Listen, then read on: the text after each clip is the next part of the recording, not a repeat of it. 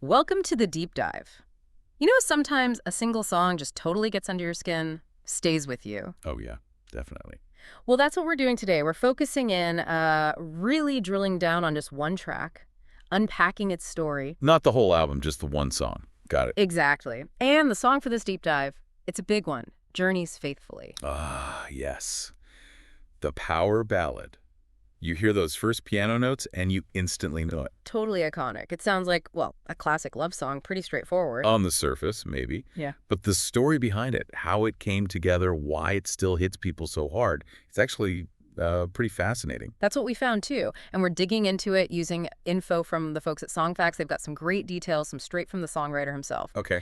So our mission today, just uncover the story of Faithfully. Try and figure out why this song, why it lasts. Ready to jump in? Absolutely. Where do we start with this one? Let's go right to the beginning. Like, how did the song even happen? Because it wasn't some long, drawn-out studio thing. Right. Spontaneous creation. Very. Jonathan Cain, Journey's keyboard player, he wrote it. All him. And the idea apparently hit him super fast. Okay. Picture this. They're on the tour bus.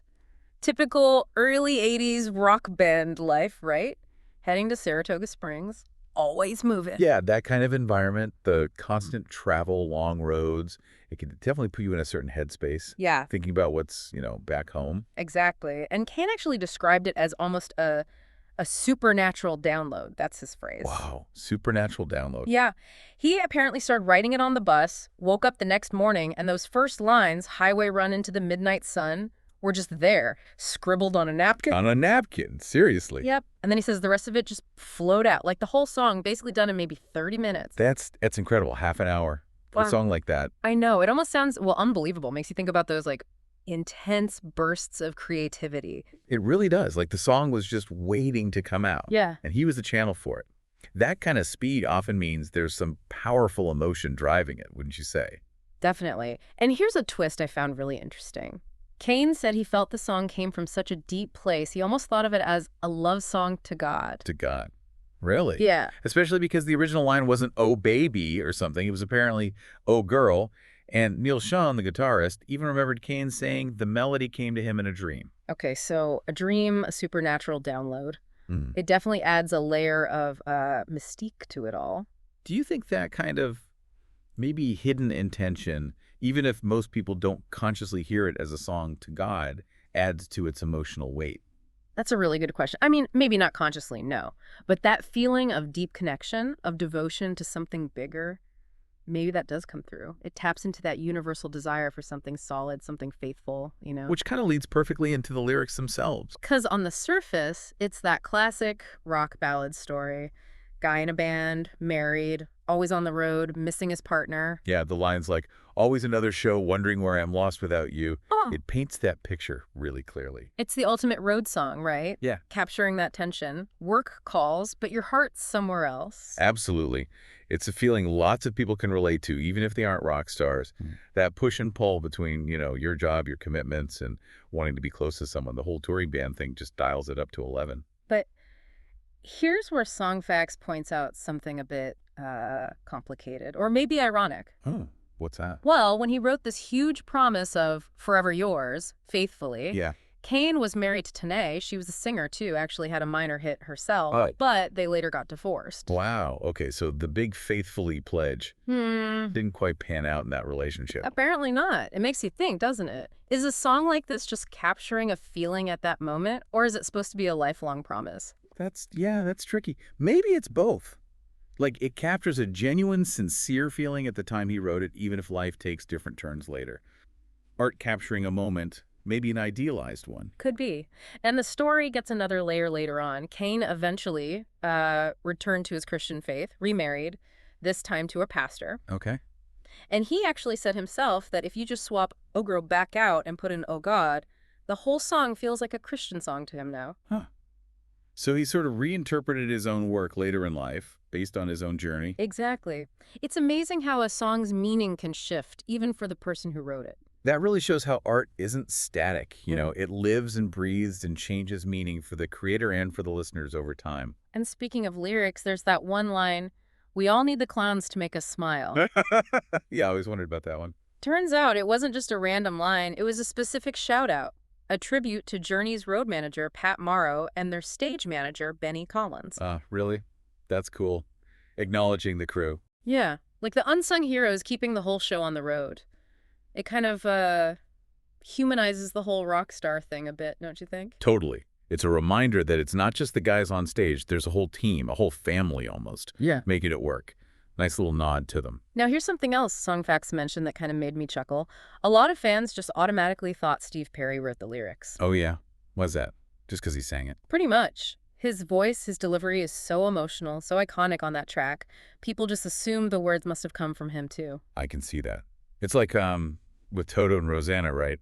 People often think Steve Lukather sang lead, but it wasn't him. Exactly. Same kind of thing. The singer just becomes so tied to the song in people's minds. It really shows how important that vocal performance is in selling the emotion, shaping how we hear the song. It's that band magic where everyone's part clicks together. So let's talk about the song Getting Out into the World. This was actually Journey's first music video ever. Faithfully was their first video. Huh. Okay.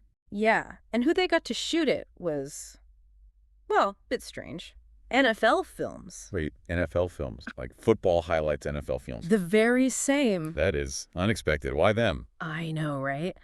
But the video ended up being this really raw, almost documentary style thing, just footage of the band on tour, backstage, on stage. Okay, so less about a story, more about the reality of tour life. Exactly. There's even a shot of Steve Perry just shaving, like really mundane stuff mixed in.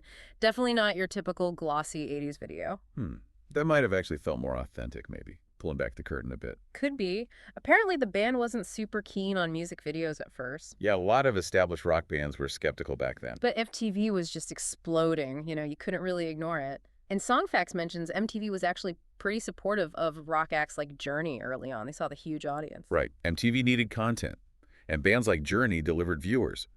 Even if the bands weren't totally sold on the idea, the promotional power was undeniable. It changed everything. Okay, fast forward, like, decades. The song gets this massive second life because of the TV show Glue. Oh yeah, the Glee effect. They covered tons of classics. They did faithfully, and apparently the downloads of the Glee version were so huge, it actually pushed the original Journey song back into the top 40. No way. Eh. Just from the cover version's popularity. Yep. Isn't that wild? Talk about staying power.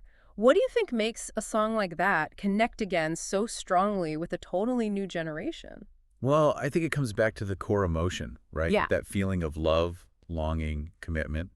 It's timeless. Doesn't matter if it's 1983 or, 2010. Mm-hmm. A great melody and a universal theme will always find an audience. Glee just put it in front of fresh ears. And you really see that connection when you look at, like, fan comments online. Songfacts had a bunch. People saying things like, gets me in the feels every time, or calling it the most romantic song ever. Or just, this song will last forever. It clearly becomes part of people's personal soundtracks tied to their own relationships and memories. Absolutely. Yeah. That's when you know a song has really done its job, right? Yeah. When it moves beyond just being music and becomes woven into the fabric of people's lives. Its soundtracks, first dances, long drives, heartbreaks. For sure. But, art is subjective. Not everyone feels the same way. Of course not. There was one comment that kind of made me laugh, saying some of the lyrics were, like, unintentionally funny cliches. Oh, really? Like which ones? Like the line, they say that the road ain't no place to start a family. The commenter just found it a bit cheesy, I guess. Okay, I can kind of see that from a certain perspective. Sometimes sincerity can tip over into cliche if you're not feeling it. It's a valid take. Totally.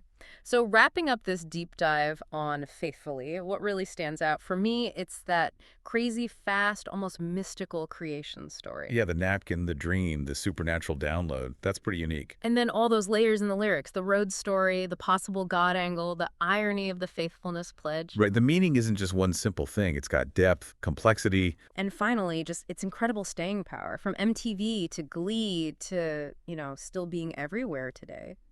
It's fascinating how a song born so quickly, almost out of thin air, could build such a huge, lasting legacy.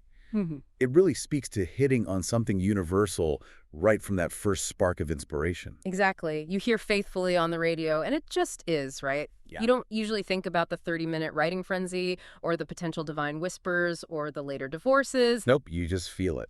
So maybe here's a final thought for you listening. How much does knowing the backstory, the weird circumstances of creation, the artist's life actually change how you hear a song? And how much does your own life, your own experiences, shape what a song means to you over time? Makes you wonder what other songs that seem simple on the surface have these kinds of wild, hidden stories, doesn't it? Definitely something to think about next time a familiar song comes on. Well, thanks for digging into this one with us.